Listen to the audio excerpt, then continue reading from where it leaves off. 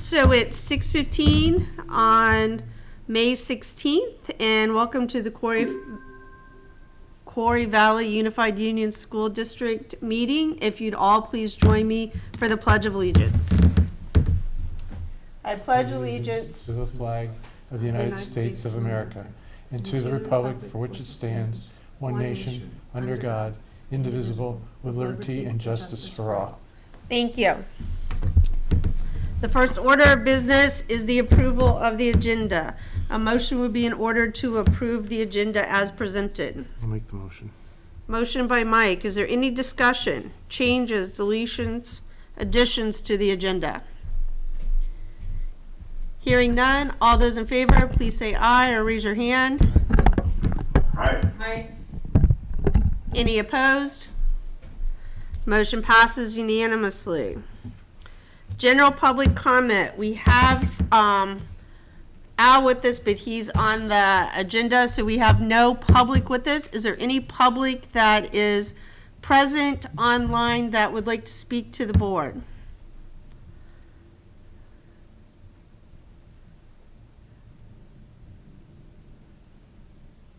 All right, seeing none, we will move on to the presentation of winter map data. Everyone should have, well, you received it via your email, the packet, so if you want to pull that up so you can follow along, and I'll turn it over. Al.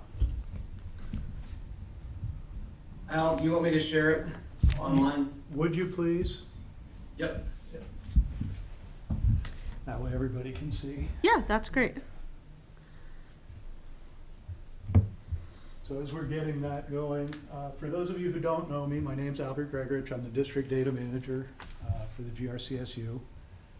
And I'm going to be showing you guys some data that we finished collecting back in February of this year. And for the sake of setting this all up, what this really amounted to was we set up an in-service day where we went through our map data and we had staff review their data and have discussions with their building administrators. And then it was a whole day of data. And this presentation is essentially what the staff got to see and examine for their conversation. So it represents fall to winter growth. We're just starting the spring testing term, so it is a little out of date, but keeping that in mind, we'll go forward and look at it. For people who are online and maybe don't know, what is map growth? Map growth is an assessment that we use throughout the SU. It's designed to measure student achievement in the moment and growth over time. It's a computer adaptive, nationally normed, Common Core aligned assessment. Okay. It's given 3 times per year in the fall, winter, and spring. Anytime we look at it, I always get a little nervous because it is only a snapshot at one point in time. A lot happens as we move through the school year, so keep that in mind. And as I said, we're looking at growth data from fall to winter. So we're going to start, because there are 3 different groups in Quarry Valley. We're going to start with Polteny Elementary and Polteny High School. And what we're looking at, it looks like a lot. It's really not that complicated. It's a quintile chart. So what we've done is we've split students into groups based on percentile. So you have this low, average, high, average, and high 5 groupings. Each of those is set up with a percentile band. And when you look at the chart, the numbers that are beside each grade level represent the percentage of students who fall in each of those categories or each band. And does that make sense to everybody? So the numbers where it says grade are the numbers that... Grade corresponding. Okay, so what is 0? 0 is kindergarten, and I had to do that so that the chart would organize in order. Okay. Otherwise, it puts K below At the bottom. 11. Okay, that's what I thought, but I just wanted to make sure. Thank you. So for all of Poultney, we have here represented all the grades K through 11. We have the percentage band on the x-axis. We have some questions that you've noticed. Those questions I put there when I designed this back in February so that we could focus the discussion at the staff level. And this first chart is reading. Now we're looking at reading growth here on the screen. So what you notice is under growth, we pick up a whole lot more of this blue, green, and yellow band. Ideally, you want the middle of the yellow band to be around the 50th percentile. That would be average.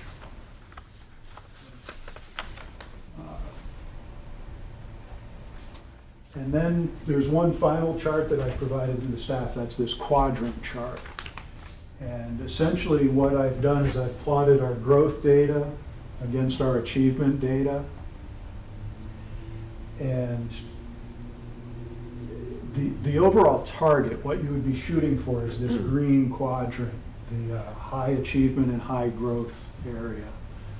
Short of that, if you can get as many of your students into the high growth section of the chart as you can, that's what you want, because we're measuring growth. And each of the numbers by these points stands for the grade level again. Are there any questions about how the charts are put together? Just noticed the data, interesting data on the first chart, the data charts, the reading achievement. You can see the red, which is the below average, kind of starts out at 10 and then peaks off at 42 for grade 5. And then it drops back down to 19 and it starts to climb again. Interesting that that would be at 6th grade. It's interesting. It is only one set of data, and what I would do with this is I would look at longitudinal data, so I would look at the whole cohort, you know, if we wanted to dig deeper into that. At this point, it's only 1 year's worth of data, or, you know, this year's data.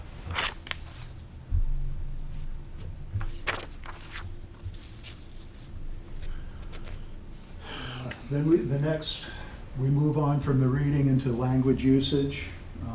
So we have an achievement chart for language usage. This is given from grades 2 to grade 11. There's a cutoff there where you begin to have fluent readers.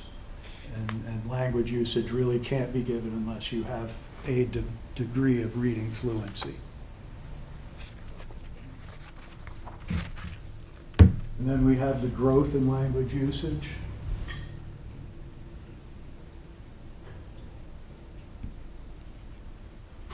And the quadrant chart.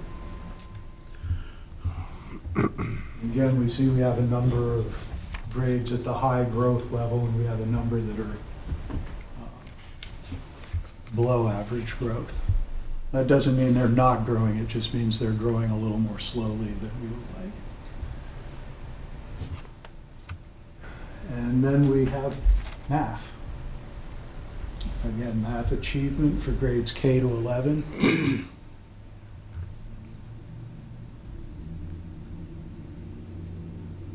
Math growth.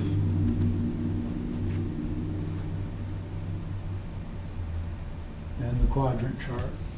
So the questions along the side, I'm guessing, were for staff when you presented this. So what kind or types of assumptions did they notice about the data, or anything just in terms of the questions? And it doesn't have to necessarily be for just one school. I just mean in general. Did they, what was kind of their takeaway from the data? There were a number of things that they looked at and took away from the data. There were a lot of really rich discussions, and I believe the next slide actually captures some of the points that they had. Where did the slide go? Public school current practices. Oh, the Right practices and action steps. Right. Okay. So I don't know for Poultney Elementary and Poultney High if Kristen and Joe are here and they want to talk to that. Sure, that would be great. I'll go. I can share the bullet points. I want to echo what Al said in regard to the rich discussion. I think this was probably one of the better in-services that we had, breaking down the data with our staffs. I think it's important that we look at, I have in there, that we need to continue to compare our building-based school and state assessments.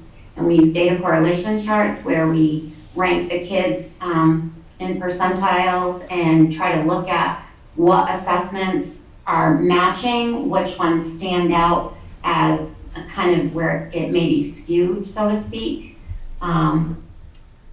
Right now, this past year, we've been trying to prioritize our intervention groups. We were seeing that we had kids who were functioning at the 35th, 40th percentile of their class, and they were receiving a high number of interventions. And then we had students down in the 15th percentile, and they were receiving nothing. So we kind of switched around the way we were providing supports to our students.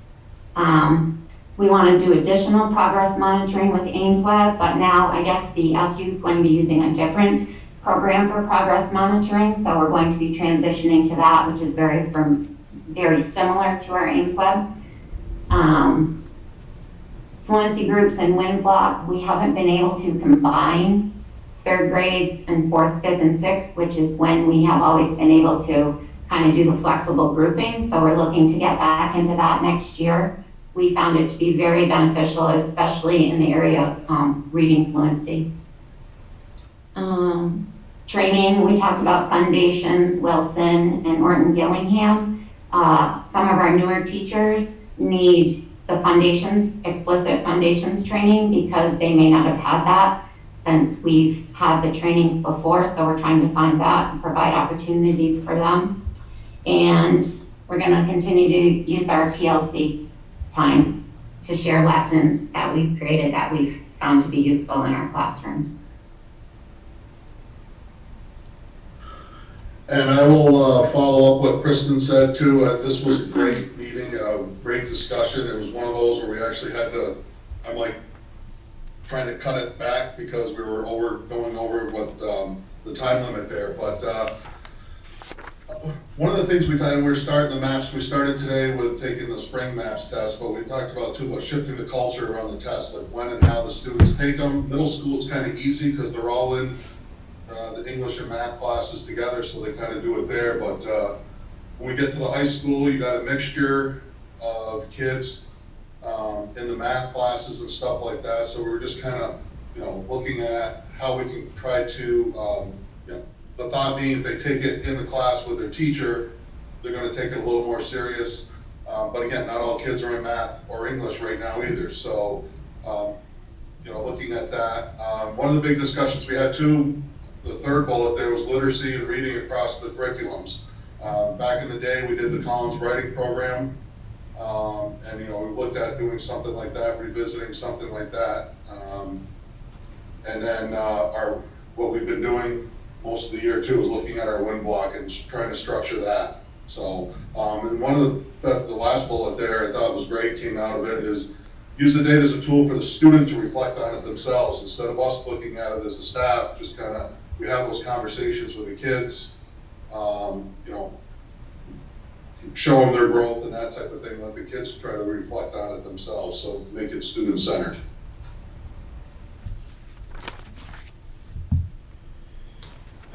So that was where Pulteney landed. Okay, The next section will be Proctor. okay. And again, I've combined the whole thing K to 12 for both schools. So when we look at the charts, we see our reading achievement again.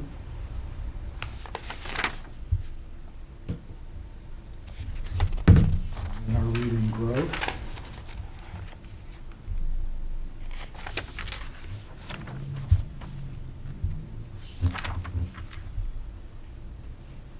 And the quadrant chart.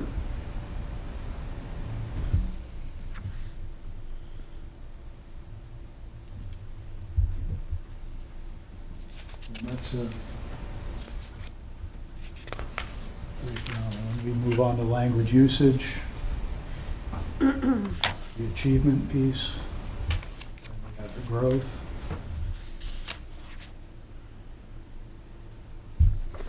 And there's been, in the Quadrant Chart, and I know there's been quite a focus on literacy in Proctor in the last couple of years, and that's reflected in this data. Mm-hmm.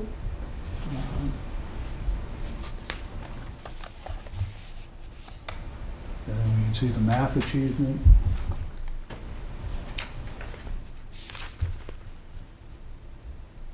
Growth.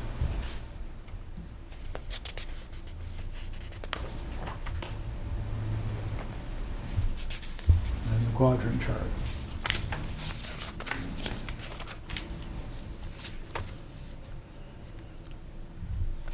As far as staff discussions in Proctor go, I'm gonna put them on the spot. I know I saw Christy and Jennifer here, so. I'll Okay, let them sounds talk good. too. Do you want me to go first, Jen? Yeah, okay, good. All right, so I agree with Kristen. My staff found that this in-service and reviewing the data was extremely helpful. We've been focusing heavily on literacy, so we were pretty impressed with the growth that we're seeing in our students. Yeah. Although it may be low achievement, high growth, that's really important to us because we want all students to advance. So we did see a lot of growth with our students. One thing we did this year, we have a flex block.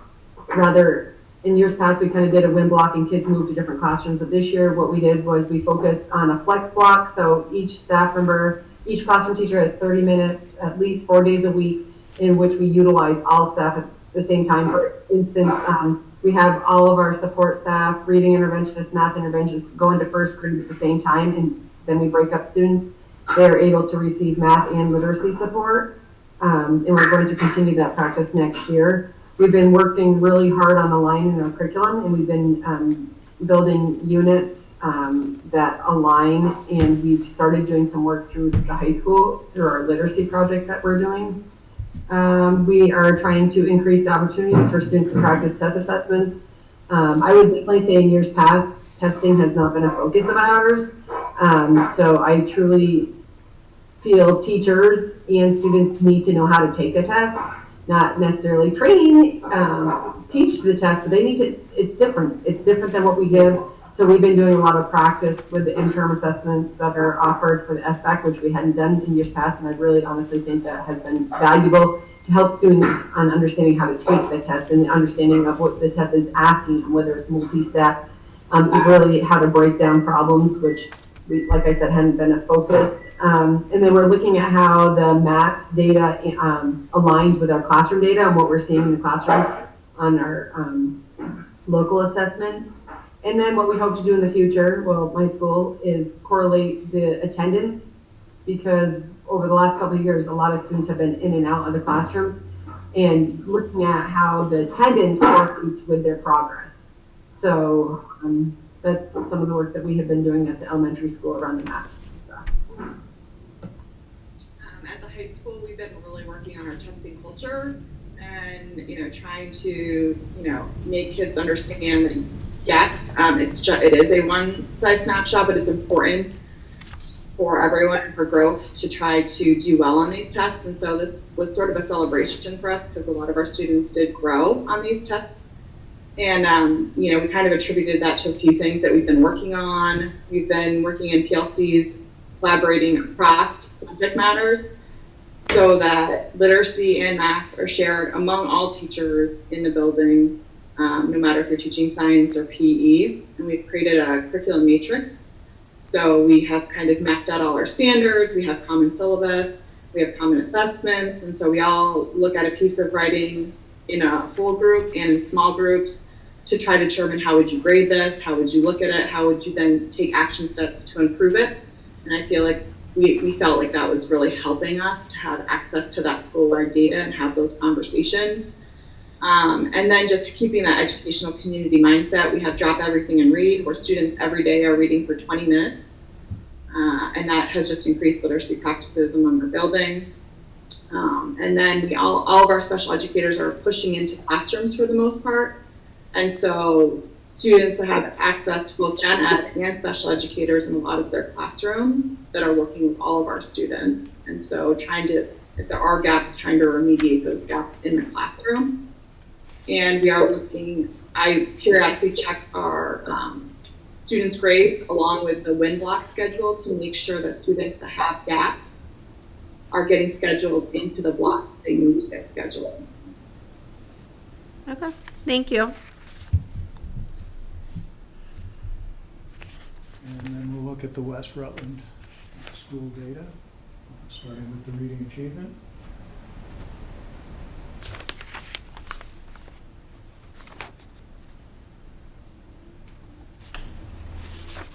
Reading growth.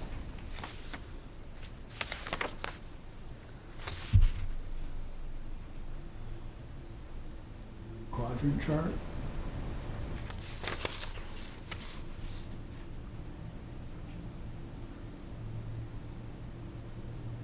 Move on to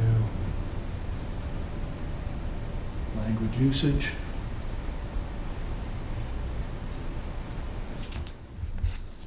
And growth. The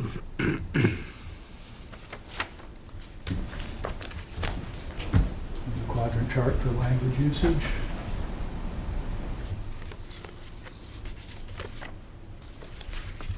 And we can look at math achievement.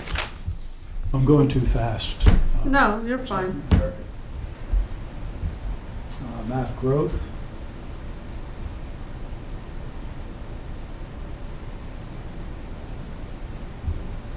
And our quadrant chart for math in West Rutland.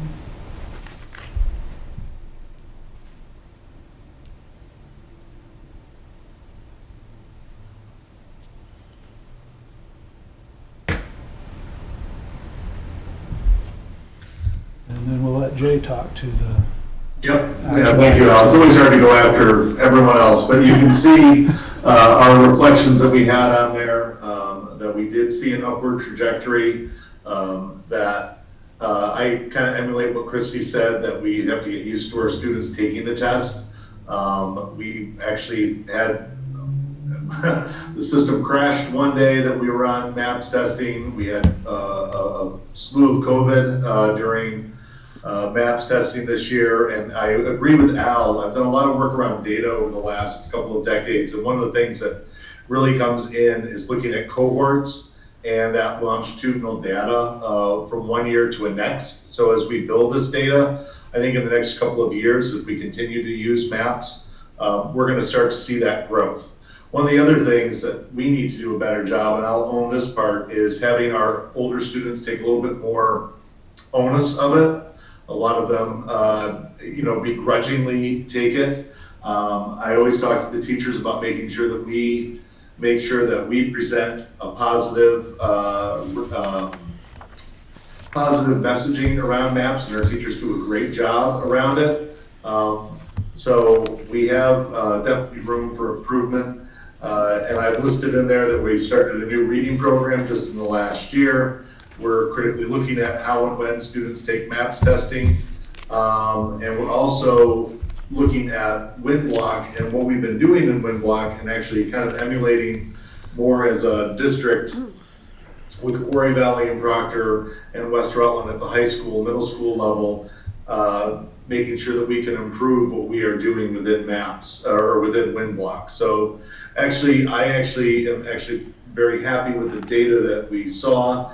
Does it need to improve? Absolutely. But it is a snapshot in September and a snapshot in January.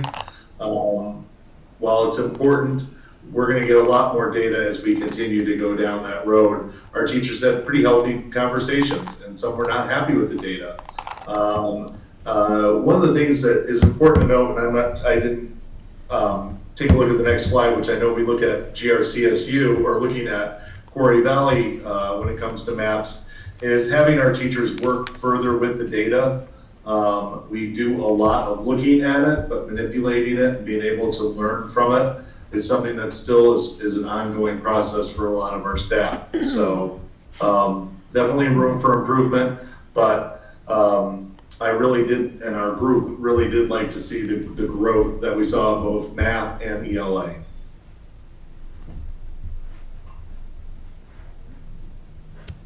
And is this the kind of the first year then we're starting to build out from because of COVID?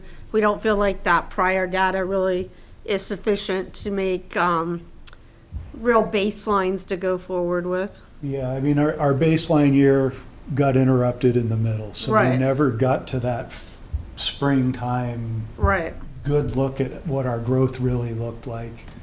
The next year was just an awful year for everybody. And even this year isn't great, but it's our first real full year of map data. So going forward, we'll be able to build. But we're gonna use this year as kind of starting to, Yeah, To this go. will Okay. really be our baseline year. okay.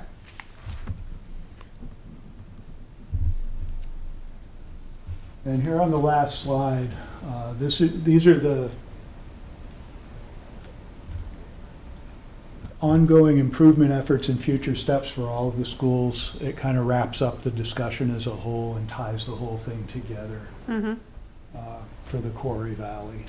These were things that, as our administrators talked about it, they found in common, things that they wanted to work towards. Okay. It's a good comprehensive list. It sums up everything that's already been talked about. And all of these action items line right up with the SU initiatives as well. Mm-hmm. So I think it ties it all pretty well together. Does anybody have any questions before we move on and move away from the data conversation?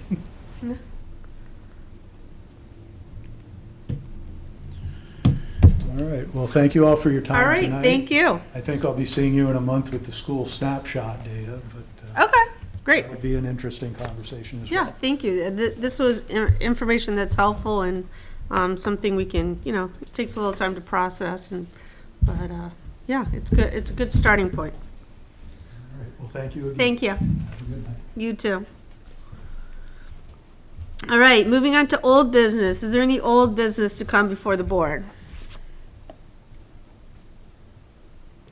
New business, VSBA Vision. Did you want to address that, Chris? I know you sent that out, or had Kristen send that out to everyone.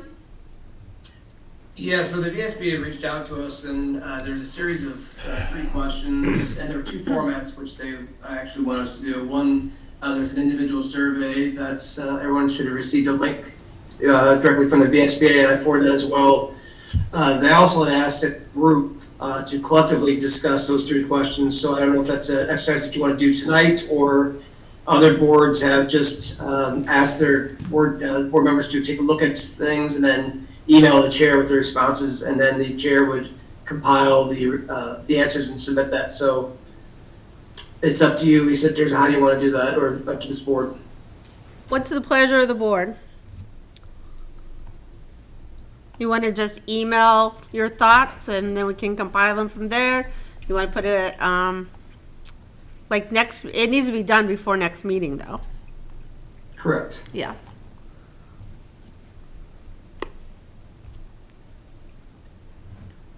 And I can share the 3 questions in the chat if you want to just quickly go through them. Sure, go ahead. One second. Can we see them here will they pop up? They probably would if you were on the computer. Yeah, and just to check, looks like the email says that individual board members will be asked to provide feedback this summer. So I was just looking to see if I could find an email from them. We don't have it. So this, just to say, Chris, this might be the first time we're seeing these questions. And So I thought I sent it out to everyone. Yeah, Christine sent it out like a week or so ago. right, I have that email, and it says that we should talk to the board. But then, Chris, you just mentioned that individual board members might get an email. No, there was a link to the form which every one of you could have filled out, and I know that some boards are just having individuals fill it out and some just doing it that way. Others are collectively discussing it and compiling, having one entry. So So the question is, do you all want to submit your responses yourself? Do you want to send all your responses to me and I get to compile them and submit them?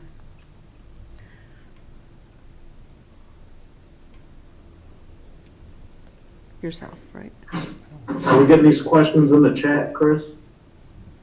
You know what, I'm just gonna do it, present them to you guys, if that's okay. It'll be easier. Yeah. Okay. Thanks, man.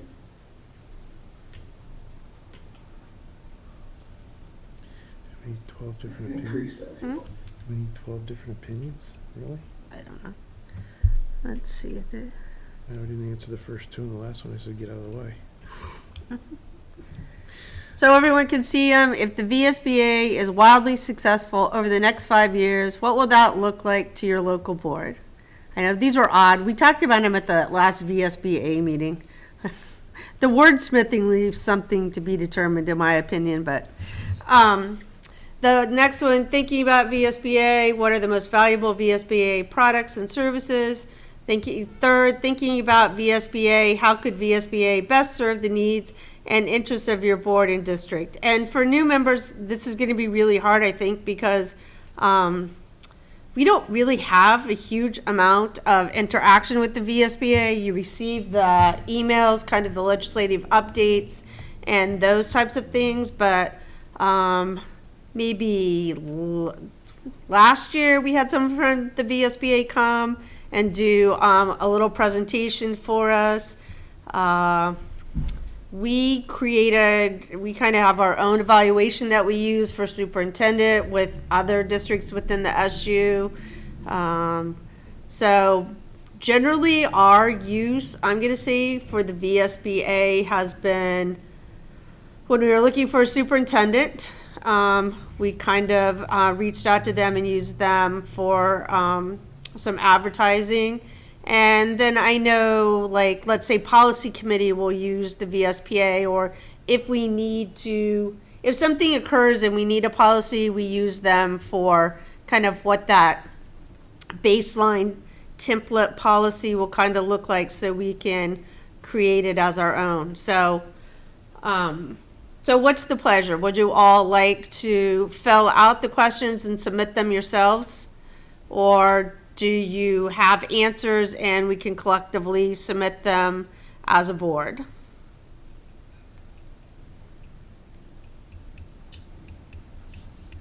I think individual responses email would be fine. That's All my right. opinion. Sounds good. So everyone will be responsible for doing that and submitting that individually, and everyone should have that email and those links that Kristen sent. If you don't have them, if you don't have the link any longer, if you can just let Kristen know and she can send it out to you so you can complete that in a timely fashion. Thank you, Chris. The next two things we need to discuss, and I'm going to do C before B just because that's a definite date. So the budget meeting, we've talked about this in the past. We're going to be hold that on our regular July meeting, which will be July 18th. And that will be in person only. And if you're not going to be able to attend, if you can let either Chris or Christine know, so that we have the appropriate packets prepared and information here at Central Office. So that will be our regular Quarry Valley meeting, July 18th.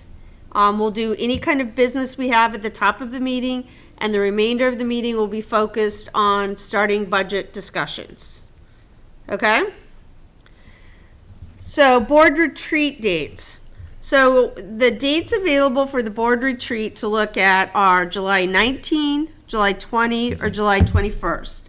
And while you're pulling up your calendars to look at that, the next question is if you feel like we need a facilitator, or if it is something that collectively as a board that we can set and discuss. And what we would be discussing, this again would be in person, would be the goals for Quarry Valley and a goal to send to the SU for the superintendent. And we're really going to try to focus, in the past we've tried to focus on having just 3 goals. And while that may not sound like a lot, that sometimes we don't even get to goal 2 when we have 3 goals. And so kind of thinking about reformatting it this year, we would do one goal that would be the board goal. The second goal would be a goal that we would set as a board with our building administrators. And the third goal would be a goal that is collective of Quarry Valley within SU, within the GRCSU, that we would send to the SU. Because when we set at the SU, we need to be selecting goals that encompass all members of the SU. We can't have separate goals for each district to the SU with the superintendent, because we have one superintendent and multiple districts. So we need to think about that and what works in a viable manner. I mean, probably one of our goals is, the strategic plan, which is something that we're looking at collectively at the SU. And a Quarry Valley goal, and this is we're going to discuss. I'm just throwing them out there kind of for new members so you have an idea of like what we're talking about, so you can brainstorm before you come to the meeting. But a goal we've kind of talked about in a way of like repackaging Quarry Valley is looking at Quarry Valley as, and I think you've heard Chris talk about it, one school with multiple campuses, and thinking about how that allows opportunities for students across campuses, and we're using then our resources in the best manner that we have to give our students opportunities. So for new members, that's just kind of like a snapshot of what we're looking for with goals. And like for a board goal, like let's say with our administrators, would be kind of an ongoing project that we currently have going on, that scaffolding of the curriculum, so that we're looking across Quarry Valley, particularly across our high schools, and then when we look within schools that we're having a solid transition from primary school to middle high school. So not saying those are the goals, just saying those are kind of things that we're working on. These are things that are in process. And historically, when we talk about goals, we look at projects that we have going on. And particularly with everything that has transpired up to this point, I personally don't think, and I mean, this conversation may completely change, that we're looking to start some wildly new project or new goal. I think we have a lot of irons in the fire, and we've got to pick a couple of those to give our complete support to. So is that probably just good muddy water there for everyone to kind of filter through? All right. Were those retreat dates again? So the retreat dates would be July 19, 20, or 21. So that's a Tuesday, Wednesday, or Thursday. And that again would be in the evening, 6:15, 6:30, someplace in there. Here at Central Office, we would provide food, so that's always an added bonus. And then the other question is if you think we need a facilitator, because if we do, then that's something we have to look into and try to coordinate that. We haven't used a facilitator for a while. I mean, it's a lot of kind of just getting to know everyone, and it's really still trying to understand the character of the uniqueness of each of our individual communities as we try to move them forward. So I don't know. Other board members, Kristen, you've been on for a while. Your thoughts? I think if we're focused for the board retreat on goal setting, which like you said can take a long time in itself, and we kind of have some inclination based on the strategic plan movement, progress. I'm kind of feeling off the top of my head to not have a facilitator. I'm not opposed to having one. I just feel like, I don't know. I've had good experiences with facilitators, and then other times I've not, because I just feel like we're not doing what I feel like I want to be doing, workshopping something. In this case, workshopping goals. If we're only there for an evening, not like an entire day or a series of days, I just kind of want to get down to it and get our goals set, because I feel like we have put that off for a while. Yeah, For various reasons, various reasons. One big pandemic happened, but I don't know. But that's kind of my inclination off the top of my head. But I could be convinced if others feel like they would like to have a facilitator involved. Okay. Chriselle, kind of what's your feeling on it? Historically, we don't require building administrators to attend. It's more just the superintendent and the board. I would agree with Kristen, the fact that if our board retreat is limited to just discussing goals, and that I think this board could have that discussion without a facilitator. I think maybe in the future, if there's more work to be done in which we can bring in a facilitator, but I think for this would be, I think the board could handle it. Okay. And I think there'll be some bonus that we will have already had kind of a preliminary budget discussion. So that's going to kind of address a lot of things before we get into talking about goals. And sometimes that's where the overlap comes from. So hopefully that will be addressed. So kind of looking at just the board and the superintendent, and then back to the dates. So July 19, 20, or 21, in person here, central office. Two of those dates. So what date? I can't do the 20th and 21st, but Okay. that's okay.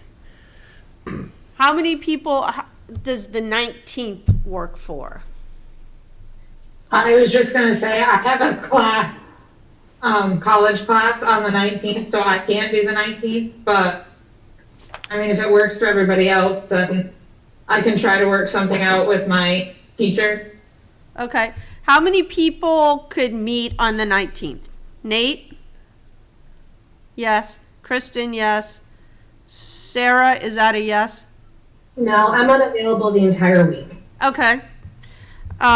So Kristen, Nate, Mike, Rebecca. That works for me. Okay. Tom, Sure. Jessica, Yeah, that would work fine. okay. Sure. So Catherine, if it's possible, maybe you could we could write a letter for you to get you excused.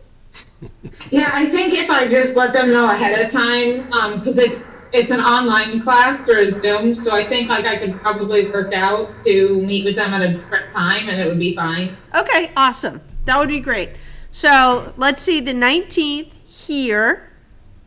And how about we say, does 6:15 still work for everyone?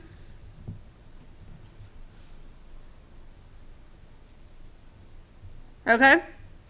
All right, so it would be the 19th here, central office at 6:15, and we'll have food.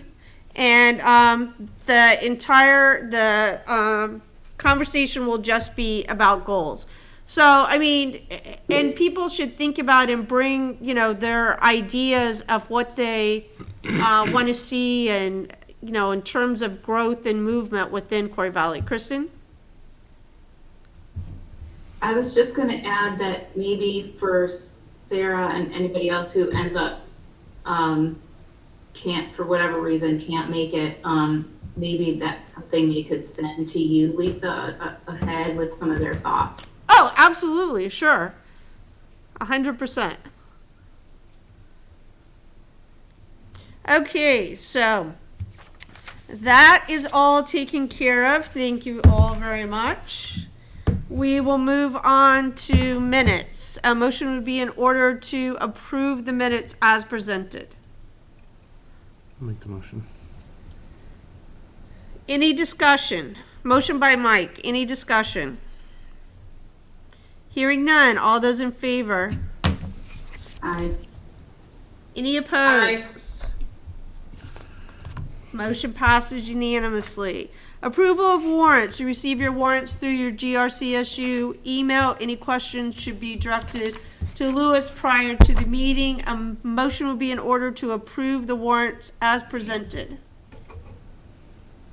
So moved. Motion by Kristen. Any discussion? All those in favor say aye.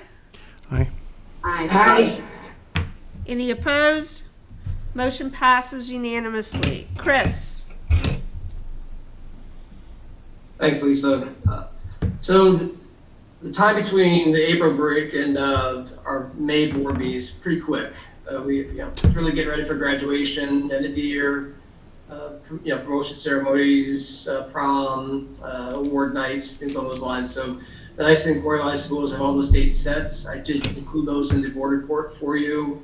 It'd be nice to see board members out there as many of these events as possible. I do think we are going to take a look at also, if we can broadcast these, ways to broadcast as well. I think it'd be great for, I think we did this for athletics during the winter season.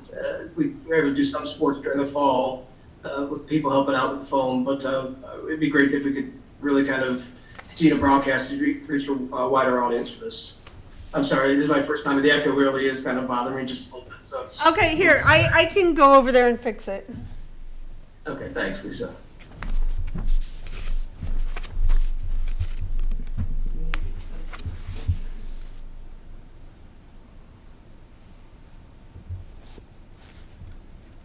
Okay, thank you. All right. Yeah, so I apologize. That's I now understand what you've been saying for months. Feel your pain, so I'm gonna get that fixed right away. So I'll just move my stuff. I guess it's the quickest way to make changes to experience it yourself. So, so like I was saying, like I said, we have had a very busy month prepping for the end of the year. It's hard to believe that this has been one of the longest, but also one of the quickest years. It's been a very interesting year for all of us, but. We are closing on a very good year for us. We finished up with SBAC testing. We have map testing being completed. I want to thank Al and the building admins for all their work on data, as well as the teachers. They have done a lot with that. We will be doing another round of looking at data here at the end of the year. And I think that this summer, Al, myself, the building admins will be able to kind of give you a nice picture of just growth over the course of the year. And as each of the building admins has said, that's one of the things we have been focusing on is growth. And I've used the ladder analogy a lot, but I think it's appropriate that a lot of times when we look at, say, an SBAC or an SAT score or things along those lines, we look at one particular snapshot. And so when we look at, say, two people on a ladder, one's on the 8th rung, one's on the 4th rung, we sit there and say, well, the person on the 8th rung is doing much better than one on the 4th rung, without seeing the whole picture. Map really shows us where they start off. So the person on the 8th rung may have started off on the 7th rung, while the person on the 4th rung may not even have a ladder, had to go out and buy a ladder. And so therefore, the person on the 4th rung really has done a phenomenal job over the course of the year, but we tend to just see the end result, and then we tend to base judgment on this. And a lot of it is around accountability and just how we look at results. And so MAP gives us a more well-rounded picture, but also allows our admin, our central office admin, and our teachers really engage in deep discussions around good practice and how we can best support our students moving forward, whether it be during the course of the year or in the following academic year. In the board reports, we also have a couple things, a lot of informational stuff. I just sat through a 2-hour VSBA board chair superintendent training where they did give another legislative update. And one of the things that Jeff Francis and Sue Zaglowski both had said is, while a lot of this is informative, but a lot of things aren't set in stone yet. So what I would like to do, and I reached out to Lewis this evening, and during the month of June or July, whenever things kind of suss themselves out, really come back to the board and kind of talk about some of the key pieces of legislation and look at what are the impacts upon Quarry Valley, some of our schools, and some of our plans moving forward for this. Because I know as we look at universal school meals, we look at the weighting study, we look at PCBs, there are a lot of impacts on our schools that might have. And so I think it would be good for us really to have a clearer picture to what that may look like, and just also for the boards to know, because I could talk about it today, we could, but like I said, it could change in a week. We do know that school meals that for FY23 that the legislature has passed, and while the governor has not approved it as of yet, there's a pretty high likelihood that he will sign off of this in the next day or two. But FY23, I do believe it's $29 million. Don't quote me, I'm just off the top of my head, but I think it's around $29 million at the earmark for that.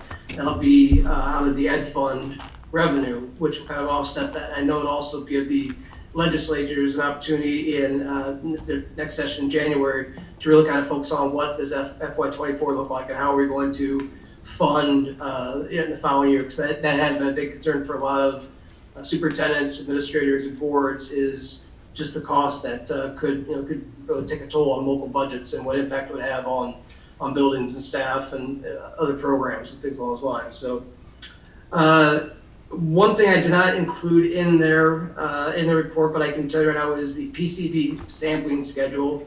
Each of our Quarry Valley schools has been tentatively assigned a date. We have in the July 1st, 2022 through September 30th, 22 window, we have Polteny Elementary, Proctor High School, and West Rutland will be tested. So their first one's up this summer. They'll be our guinea pigs. So we'll kind of work with them on this. Then Polteny High School will be January 2023 through March of 2023. And then Proctor Elementary will be October 1st of 2023 through December 31st of 2023. So you can see our Quarry Valley schools are kind of spread throughout almost a year and a half, 2 year span.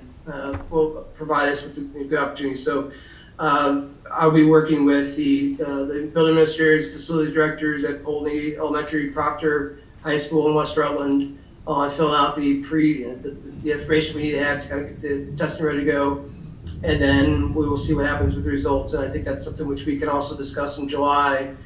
Just kind of tentatively, just to take a look at, as we receive PCB results, what next steps could potentially be and where we're at. So I think that's going to be discussion on a lot of board members' minds over throughout the state of Vermont over the course of the next couple of years. And then, like I said, the rest, I just have the end of year events listed for you and graduation. So, any questions? Yeah, it's Kristen. We don't know yet about what, so let's say one of our buildings in any of that time frame has, whatever that over the peak level of PCBs. Have they said anything about when remediation has to take place? Like, what's the time frame for that? Does that have to happen immediately?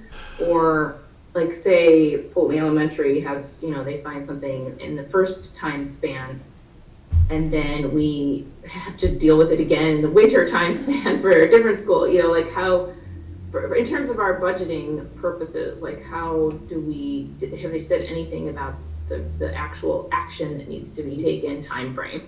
So that's a good question, Chris. And I think a lot of us are wondering about that, because I do think you look at, like, say, Burlington High School and what they had to undergo in terms of finding a new location, relocating, and then actually building a new high school.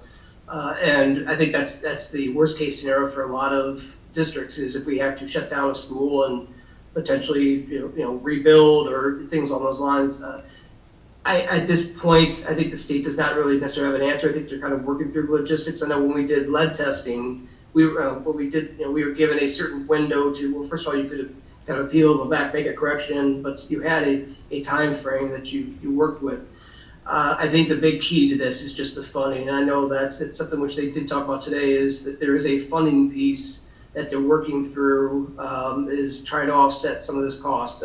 I'm not going to say that the total, so I don't want to quote me on that, but I do know that Jeff Francis today at Susquehanna did say that there is money earmarked for this, but they just don't know how it's going to cost. And so I think in the next couple of months that we will have a better understanding in terms of what the next steps will be. And I know that we have 3 who are in that first round of testing. I think those, ourselves and other SUs and districts across the state are kind of worried, because what does that mean? Like, do we figure out in August or September we can report?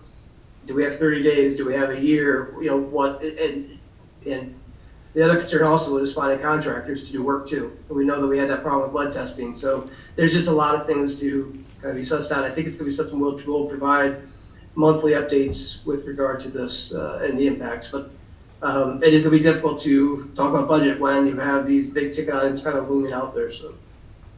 Thanks. Another thought I had is, and I don't know if anybody else would agree with this or not, but I'm just wondering if it's worth having some legislators that might be willing to attend, even if they attend virtually, to one of our meetings, or in July-ish time, or I don't know when exactly, but after things are sort of either tabled until a future year or they actually get passed. So my suggestion would be looking at September board meeting, because we could just, by then, I think everything will the dust will settle, we'll have a better understanding in terms of these pieces of legislation, what it means for our schools and for our district.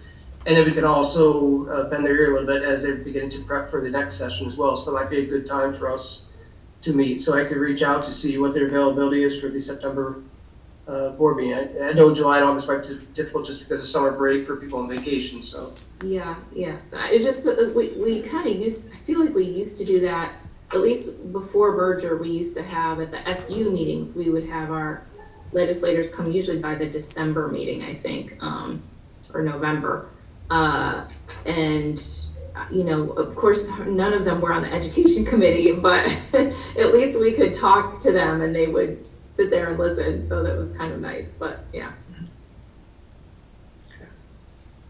Is that the pleasure of the board? Do you want to reach out and see if we can bring our representatives and senators to the September board meeting? Yeah, I think that sounds good. The election's in August, so I would wait till after the election so we know who it is. Yeah. Right. Right. Okay. And I would just tag on the piece I had a note about graduation, and this is for new members primarily. Historically, kind of what we've done here in Quarry Valley is each representative pod has kind of just represented the board at their school. Our schools graduate pretty close together, so West Rutland representatives go, and I think you said up with the administration. We do the same at Proctor, and then Poultney. So just for new members, so you don't feel like that you're being obligated to be at every single school, but it's nice to be in the community that you represent, if possible. So, all right. Any other? Sorry to interrupt, Lisa. I just also want to tell new folks that the principals usually ask, the high school principals usually ask us to sign people's diplomas. So for the graduates. So I assume we'll get an email, Poultney folks, Joe will email us and say, when can we come in to sign go to the high school and sign them. So just kind of look out for that pretty soon. And hopefully you can attend graduation. So Depends. We do it in Rutland, so. You sign your own? Yeah. Okay. Okay, moving on to principal reports. Kristen, you're at the top of the pile. Perfect. Thank you. Christy or Kristen? Christy, just hold on. You're gonna have to sit for a little while. Was it Kristen or Christy? Step back, Libby, step back. Thank you. All right, hold on one second. Let me get muted. You have my written report. There are many upcoming events, as you can see. I'd like to draw your attention to the color run is on June 5th, and the PTO is looking for volunteers to help throw the color at the runners as they run by. So please let me or Laura Brayton, the president of the PTO, know. We really would like some more volunteers for that. I'd like to thank the PTO for sponsoring the book fair this past week, and also a shout out to Nicole Austin from the Original Vermont Store for purchasing books for the students. Everyone's support is much appreciated. A reminder, our Memorial Day ceremony is next Friday, the 27th at 9 o'clock. We have student leaders who are getting everything ready, organizing the presentations, and working on the music and such. So looking forward to that. Students are finishing up assessments, as most of us have talked about already, and that data will be used during transition meetings with next year's teachers. So our class rosters are pretty much finalized at this point. Just got a few fine tunings left to do. This Wednesday, we'll be having our table talk exercise with Rob Evans from Mark Gleason Healy, our local emergency preparedness or EMS, fire department, sheriff's department. So we'll all be coming together to review our emergency plans so I can share that information with you next board meeting. And I hope you have gotten a chance to look at all the pictures and the link included in the report, because just by looking at those alone, you'll see how much fun is still going on, despite all the testing. Questions? Hey, Kristen, were you able to find speakers for the Memorial Day ceremony? We do have someone, but we would love it if you could join us too. You just gotta let me know. I don't think I'll be able to this year. I just want to make sure you're set, though. I mean, Yes, if thank you. Okay. Yeah, thank you. Chris, what time was the color run that you need volunteers for? There's a sign up sheet, Katie. They're looking for volunteers for a variety of things. I can send that out to you if you want. Yeah, definitely do that, because I think I can make that work. Okay, great. Thank you. All right, thank you. Moving on to Joe.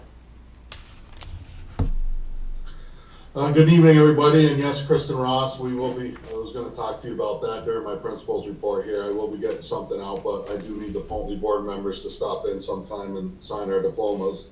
You have the board report. It was kind of cool. There's some pictures in there, but they kind of don't do it justice.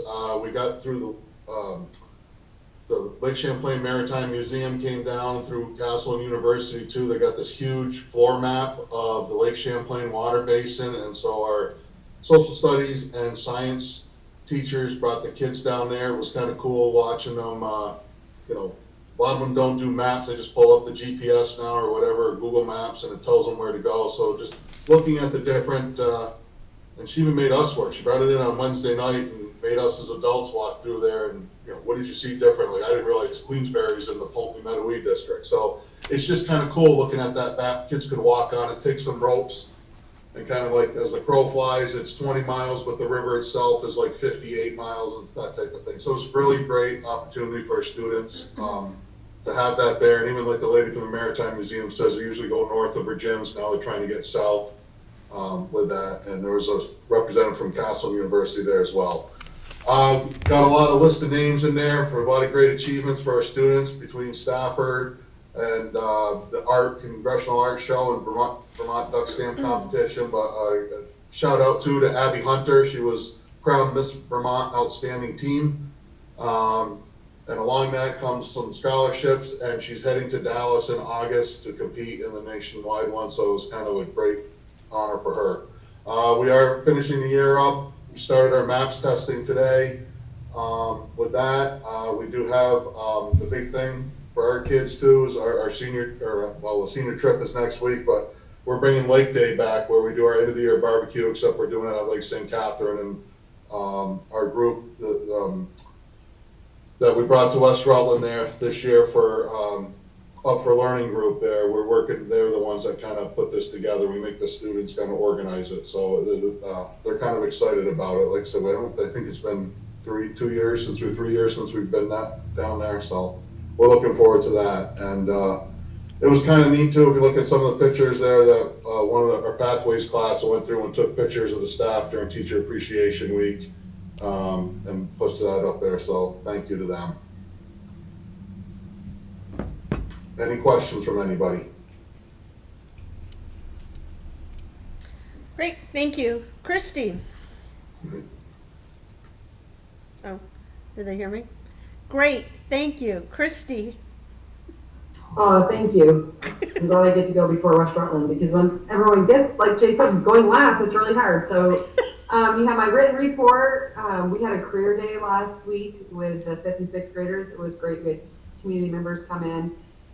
We had someone who's a dog trainer. We had Green Mountain Power. We had a local chef. There was lots of great support in the community that attended. The fifth and sixth graders really enjoyed it. Our art teacher, Megan Doherty, is raffling off quilts for the West Rutland Marsh. The students actually made the quilts. They're absolutely amazing. I'm hoping I win one so desperately. I said I'll put it in my new office. They're really, honestly gorgeous. So if anybody's interested in supporting this and buying raffle tickets, you can reach out to me and I can send you pictures of the quilts or whatever. The kids are super proud. They're quite impressive, actually. So you can support us with that. We have a ton of events this Friday. Our students are headed to Boston. Our sixth graders, each student has a parent that comes along with them. We have our fifth grade class that has been raising trout in the classrooms, and they will be releasing those on May 26th at the Pittsburgh Rec Center. Just a lot of happenings. We're really back like the old times. We're going to be having our Proctor Pool event, going to Beaver Pond, lots of traveling with the kids. So kids are pretty excited, and it's crazy how time goes by. So does anybody have any questions? And also, I'm a graduate. I'm a mom of a college graduate, so that was super exciting. That happened. One down, one to go. All right, thank you. Jen. I just want to start out by saying the beginning of May was Teacher Appreciation Week, and so I just want to acknowledge our teachers and thank them so much for all their hard work. Our band has been out and marching again, so if you're in the Proctor vicinity, you might hear us stomping down the road. They were able to march in the Loyalty Day Parade, and then we'll be marching in the Memorial Day Parade coming up, and then we have our final spring concert coming up as well. Two of our teachers, Mr. Daly and Ms. Kutcher, published a literary magazine, which was a collection of students' writing and artwork and math as well, so that was a neat addition. If you want to take a look at that, go ahead and click on the link that's in the board report. On May 6th, we were able to celebrate Green Up Day, which was organized by Alex Fox, one of our teachers. We were out in the community picking up litter and trash, and a group of students also made a little box garden for the back of our school so that students during our ESY will be able to do some gardening.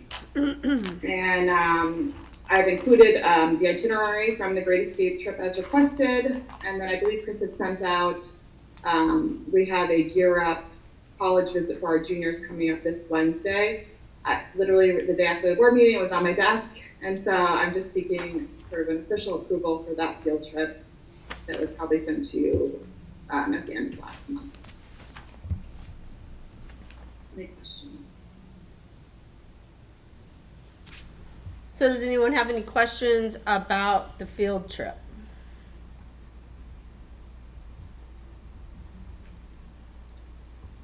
Would someone like to make a motion to approve the Proctor Gear Up field trip? Kristen.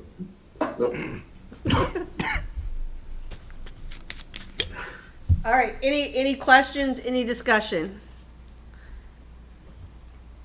Hearing none. All those in favor? Aye. Aye. Any opposed? Motion passes unanimously. Thank you, Jen.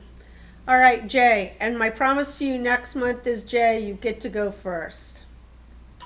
All right, it'll probably catch me off guard, but it's quite okay. So lots of great things happening at West Rutland that I have included in my report. We brought back, West Rutland traditionally does a winter carnival. Because of COVID concerns, we kicked it to spring and did our first ever spring carnival. The kids had some great time, a lot organized by the students themselves. Like Kristen has coming up on Wednesday. Last Wednesday, we did a tabletop activity with Margola Seeley, and we found it very fruitful. We want to thank the West Rutland Fire Department for coming and SRO Curran. And it actually was something in the last 2 years we've spent so much time talking about COVID and leaving windows open and propping doors open, and now we're going back to our school safety days, and so it was really good. I want to thank Rob Evans from Margola Seeley for walking us through, and again, the West Rutland Fire Department was thrilled that we included them in this. And we actually took a lot of notes that I then forwarded to both Rob and to Superintendent Sell. Want to thank everyone. We did Staff Appreciation Week, kind of in lieu of Teacher Appreciation Week. We clumped everybody together. It was also Nurses Day last week. And I want to thank Lynn Ackerman and Lisa Harvey in our office for helping arrange everything, and to parents who also brought things in. So that was much appreciated. You know, in times of crisis or stressful times like COVID has been, it is not to be understated the contributions of all of our staff to making the schools run each and every day. I also want to give a shout out to Joy French, our preschool teacher. She went after several grants. We were able to install a new concrete pad by the preschool entrance. Before it was grass. We also have an outdoor classroom. The concrete was poured, and actually it is going to be built on Wednesday and Thursday of this week by some folks who are helping us out. So that is wonderful, and it will add to the building and can be used at all times. I went to, before this board last month, saying that our seniors were not going to go out of state. They were going to do a series of day trips. They literally met the next day or 2 days later at a class meeting and decided, okay, we do want to go out of state to Six Flags in Agawam, Mass. I have included the agenda. It would need board approval. It is a day trip, and they will be going down and coming back next week pending your approval. And then I've just listed a lot of other information. I do one thing that's not in the board, and then we can bounce back to the field trip. We're doing pizza with professionals. So this is for our 7th through 12th graders. We have about 15 to 20 different outside folks coming in and presenting over a series of 3 lunches. What they do, they're broken up into the construction trades, medical fields, and health services. And we're trying to hit as many of the local employers as we can. And we had just really good response. So a shout out to Deb Singheiser, Nate Hickey from VSAC, and David Berman, who is a special educator at West Rutland, and Lauren Loisel, our guidance counselor. They have really done a great job with this, and we're glad it's coming to fruition, trying to open up the eyes of our students to things that they might not necessarily be thinking about as they are entering high school or in high school. Are there any questions that I can answer regarding the field trip to Six Flags or any other?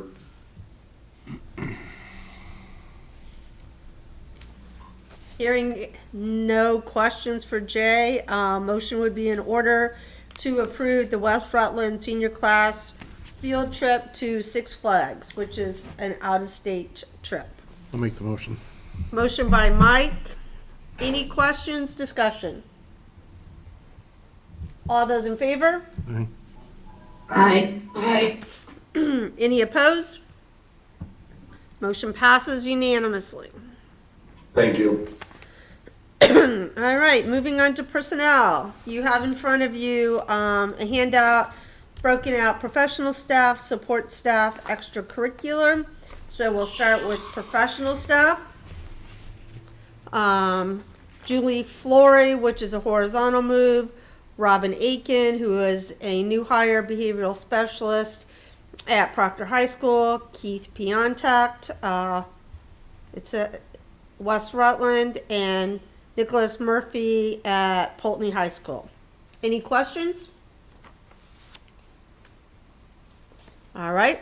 Support staff, Diane Johnson at West Rutland, and Ashley Casarino as the building substitute at Proctor Elementary. And then we have extracurricular, which is a lot. It's primarily for the summer. I think we talked about this before. These are being funded through ESSER funds, correct, Chris? That is correct, yes. ESSER 2. Okay. And is there a cap on the hours? I mean, are they working 6 hours? Are they working 8 hours? or is it fluid? It's building dependent. I know that each administrator submitted a proposal to myself, Lewis, and Lisa Madison for review. So, Okay. but it's not just a blank. So they said each class or course has a set date or a set hours for that. Sorry. Okay, great. Does anybody have any questions about the extracurricular staff? Hearing none, a motion would be in order to approve the contract recommendations as presented. Kristen Ross, I move to accept the contract recommendations as presented. Discussion. Hearing none, all those in favor? Aye. Any opposed? Motion passes unanimously. Resignations.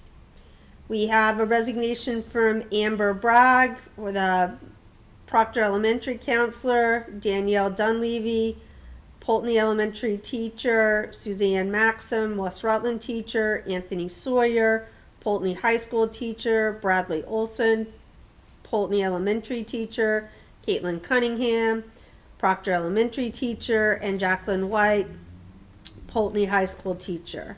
A motion would be in order to accept the resignations as presented. I'll make the motion. Motion by Sarah. Any discussion? Hearing none. All those in favor? Aye. Aye. Aye. Any opposed? Motion passes unanimously. You have in your packet the communication committee minutes. Does anyone have any questions for Kristen? I was gonna actually show the board something that we put together at our last meeting. Okay. If I can it's just a one-page set of goals that we're looking at for our plan, and we were hoping to get some feedback on that. So let me pull that up and see if I can just present here.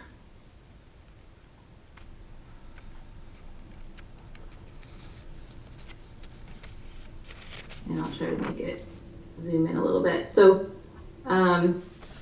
we've been, working on a draft communication plan that we'll share with the board when it's a little bit, hopefully after another months of work, more solidified. But we realized that we needed to do more specificity around what the goals of the plan actually would be. So we have sort of this introductory paragraph here at the top that states the Quarry Valley Unified Union School District identified the need for a cohesive, comprehensive communication plan to successfully disseminate information to students, parents, staff, and the community. This communication plan was developed through research. We aspire to improve engagement through various communication methods that best meet the needs of our community. And then we have two goals here that are a little bit similar, but get at two different things. Goal 1, to provide regular, consistent, and accessible Quarry Valley communication with Quarry Valley families and local community members about Quarry Valley issues, including district programs and initiatives, crisis, emergency incident response, school and or student group events and activities, board meetings and activities, student achievements, and challenges. So that's the first goal. The second goal is to provide regular, consistent, and accessible information to a regional audience using a variety of media to tell the story that should be about Quarry Valley schools. So the second goal is trying to get at, we want to tell a story about what's going on in our schools to a broader audience than just who is immediately paying taxes or who immediately have family members in our schools, right? So I kind of wanted to show this to you all and get a little bit of feedback sort of off the top of your head. Just, do you feel like those two goals encompass what you would imagine a communication plan for our district would be about? Is there something standing out here that's missing to you? That, goals are supposed to be pretty broad. And then, we would then continue on talking about the methods and the means and the frequency of communication as well. And, that would be more detailed in the plan. So I just wanted to see if folks had particular thoughts on these two goals that we can take back and, wordsmith at our next meeting. And we can email this out if you want to look at these two sentences in more detail with more time. Thoughts?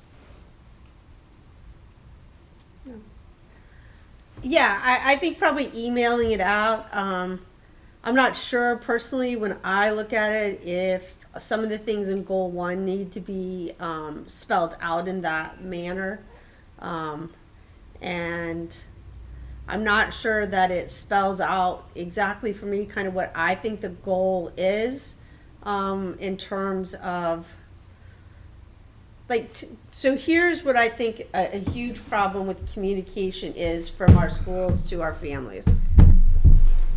When I go to sign up my child for school, I'm the primary, my husband's the secondary when you sign up, right? So everything that comes via email, in the mail, whatever it is, comes to whoever the primary is.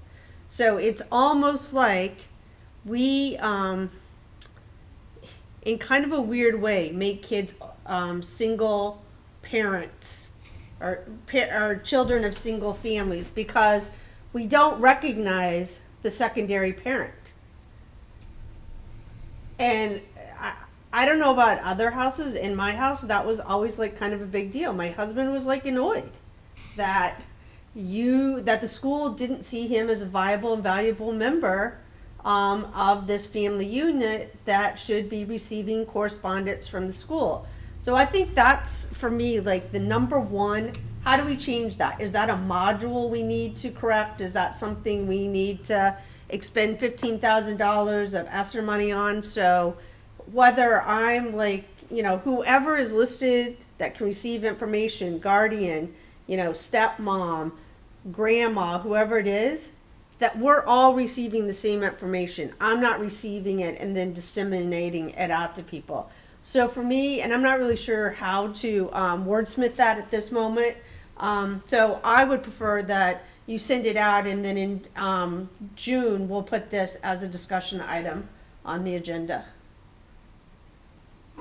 Okay, we can definitely do that. Yes, that is an issue in my household as well, but part of it is because I have a GRCSU account, so I get a lot of emails from the schools anyway. So that's, but that has been, yes, in my house, a little bit of a sore spot as well, so. Okay. Anybody else off the top of your head want to comment? I will be glad to send this out.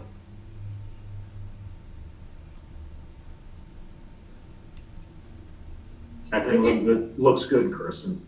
Okay, thanks, Nate. Okay, thanks, Lisa. Thanks. We'll send this out. I'll have Christine send this out so people can think about it. And, we want to make the goals fairly general so we're not too specific here at the beginning of our plan. Sure. And then the specifics of how to achieve those goals would then follow in the plan. So, yeah, that's...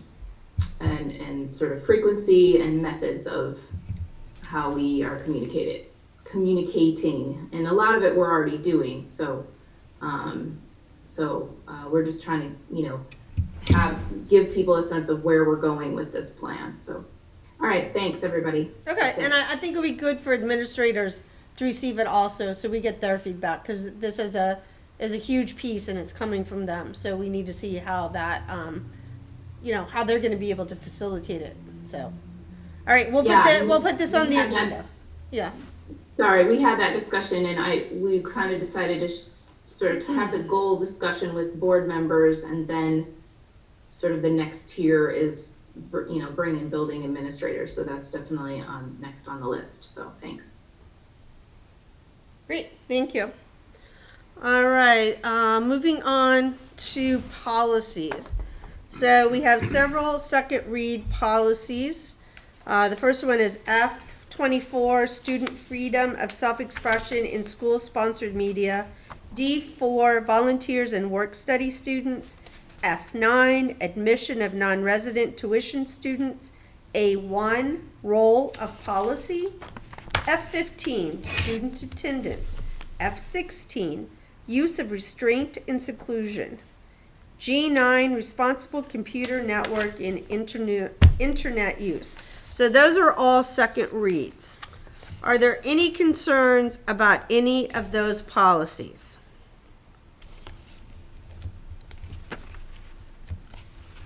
Hearing none, a motion would be in order to approve the second read policies. Kristen Ross, I'll make the motion to approve the second read policies. Any discussion? All those in favor? Aye. Any opposed? Motion passes. First read policies, you should look over questions, concerns. You can send them to Eric if you don't have Eric's email, which is on the GRCSU website. You could always send them to Christine and she could forward your email on to Eric. But everybody's GRCSU email is essentially first name dot last name at GRCSU. So it shouldn't be difficult to reach them. All right, Lewis. Good evening. So I have 3 items for you tonight. The first one is the financials. There was system printed financials in the packet, as well as today an email came out with an updated forecast. So currently I am estimating that we're running a surplus of about $372,000. This is an increase from the last forecast that was provided, and that's mostly due to us getting closer to the end of the year, and we've now closed off the PO process. So in the last forecast, many of the lines like supply lines, dues and fees, tuition reimbursements, those were all at budget. At this point, if POs have not been done, principals have to get individual approval for spending outside of the PO process. So the forecast represents any actuals plus outstanding POs. So there was a lot of savings from money that was unspent, which is resulting in an increase in the surplus amount. Any questions? And that was the biggest reason for the increase. Any questions on those financials or the system reports? Louis, what is the big cause of unspent, or does it really vary depending on what we're talking about? I don't think there's really any underlying cause this year. I think it's just that we have we have 5 schools and they all have supply lines in every section, and we budget a sum of money because needs change from year to year. And we don't look at the needs every single year. And so one year they may need science books, and so the increase might be more expensive, and the next year they don't need those, so that there may be savings. So it really differs from year to year, and we try to keep a little bit of flexibility in those areas, because if we're ever running a tight budget where we have unknown expenses at the beginning of the year that we didn't plan for, we have a place to cut if we need to. If in the past we've frozen spending so that we can make up money that we didn't plan on, so that we don't run a deficit at year end. So we need to have a little bit of flexibility in those lines so that we can pivot and make changes if we need to. Where if we budgeted tight in all those supply lines, we would have no place to cut if we needed to. Okay, thanks.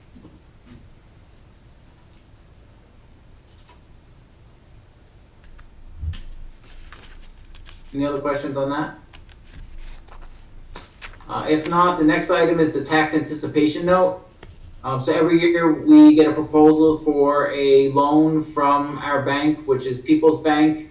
The documentation also says M&T.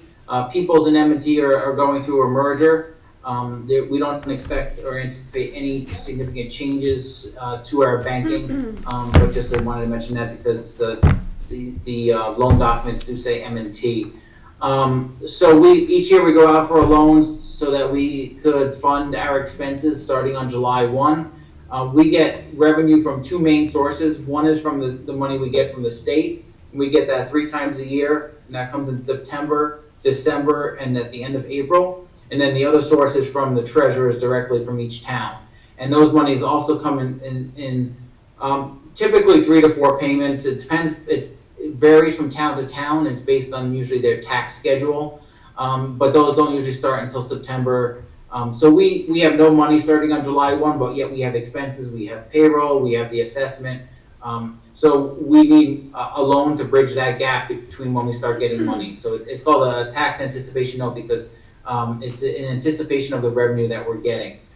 So this year's loan, it is a line of credit. So we only borrow what we need, and we do it in several transactions throughout the year as we need the money. And we also make payments to pay it off when we have some extra cash flow to minimize our interest payments throughout the year. So the total loan is $3,785,000, and it's at an interest rate of 2.25%. The other thing we did this year too, just to refresh everyone's memory, the board approved at the end of last year the general fund borrowing $500,000 from the scholarship fund. That money just sits there all year round, most of it. And rather than paying interest on a loan, we can take, and the interest that we're gaining is pretty minimal this past 2 years. So rather than us paying interest and not really earning interest with that money, I notified the board at the beginning of the year we borrowed $500,000, and that's been sitting in the general fund. At the end of the year, I will take that $500,000 out of the general fund and pay that back to the scholarship fund so that scholarship fund ends where it should be at the end of the year.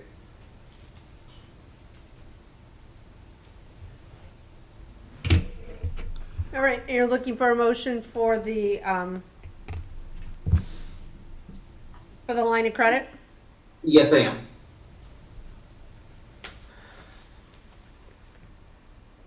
So a motion would be in order to approve the $3,785,000 line of credit.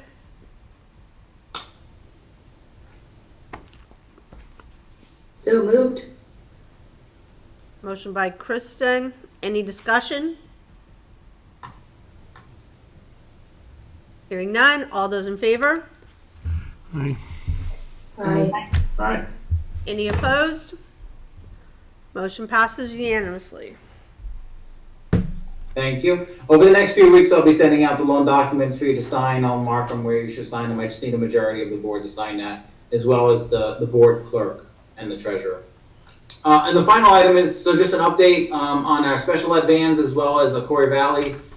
So the board approved us purchasing 3 special ed vans earlier this year. They've been on order. We just got notification that 2 of them are in production. So we should have those hopefully here in the next couple months before school starts. But earlier this year, during that discussion, I did also mention the possibility of buying a extracurricular athletic van for Quarry Valley that the schools would share to transport students to games, events, club things, whatever needed that's not special ed, whatever the schools need it for, where they're transporting students. We talked about using the money that we put into that athletic fund. The board never voted on it, so I just wanted to see if that was something that the board was interested in, or if not, then we'll just stick with the 3 that we bought for the GRCSU. I think the question was, what's the maximum number of students we could have in a van when we just have The driver's license. yeah, with the driver's license? And I'm pretty sure I know the answer to that, so I'm not sure that well, anyway, what's the answer to that? I think in the earlier meetings we discussed 5, Okay. but I'm not sure that that's the maximum. I know that's the number we've tried to stick to is 5 or under. Jay? Yes, Lewis is correct. I've actually done quite a bit of research on this. It is 5. After that, the vehicle then would need to be marked as a school bus. with all of the signage and the lights and all of that. So The driver. five is the limit that we could have in there. And Jay, that's 5 passengers plus the driver? Correct. So I guess that was kind of where Does that include if there was another adult in there, or is it 5 students? Five It's I passes. think it's 5 students is the max. You could have 2 adults as long as everybody is in a seat with a seat belt. So a small van could seat, 7 people, and you could have the 2 adults in there, or a mixture, a combination, obviously, Yeah, but no more what's than the 5 advantage? students. So I'm not sure, like, for the cost, personally, what the advantage of that is. I mean, if 5 is the max. So, I don't know. Thoughts? It definitely wouldn't be used for your bigger sports, but I know there's quite a few times when we have smaller, either clubs or smaller sports, like maybe the bass fishing or track and field or cross country or whatever, something small or clubs. If it's not something that the principals feel is needed or the board is not interested in, then we will just move on. I guess I'd like to hear if principals think it's really needed at this point. I mean, I could definitely imagine it in the future, but how much cross-pollination is actually happening that would, if it's the same 3 students, like for bass fishing, it's what, 2 or 3 students? I'm not sure that, like Lisa said, the cost justifies just that, but if there's other share, even going to certain classes or other opportunities, I'm willing to think about it. I guess if somebody can talk to the need of that, I would like to hear it. Well, I'll step in. I'm not sure if it's a need. It's certainly a want, and we certainly could use another vehicle. Right now, we send a bus from Proctor to West Rutland to deliver like 3 Stafford students. So that's an area where we certainly could cut down on some costs. We use things like the Outdoor program, which has like 4 students that we typically could use. I know that, with Deb Singheiser, we're looking into like getting kids into internships and not having them drive. I had a group of students that wanted to go over to West Rutland for pre-calc. And it would have been nice to be able to transport them instead of having them they thought they should transport themselves, which is a scary situation, and we don't want to entertain that. And so there are other areas outside of athletics. I would think actually athletics would be our smallest area that we might need to see this. But I'm sure that Joe and Jay could think about other things too. But just as a $30,000, really? perspective, those are areas where we could certainly use it. Yeah, I agree, Jen. We've looked at, sometimes carpooled with adults just to we run up to Castleton for stuff, and, even if you have to make a couple trips or whatever, it's, but it just, you're spending I don't know, Louis, you probably know better than I do. Last I knew it was like $150 just to run a bus from Poland to Castleton. And it's usually a small group, like for art or music or something like that. We could use it for those type of things too. So I guess point of information would be helpful for me, because how many people can you fit in your trucks? One truck has a full back seat. It's the full front back door, so it could seat. 5. And he's got a bench seat, so it can seat 6. I'm not positive about the bench seat. So let's just say 5. And then the other one, it still has a back seat. It's just the sort of like that. I think it's like the half door. So it still seats 5. It's just not as big as the other back seat.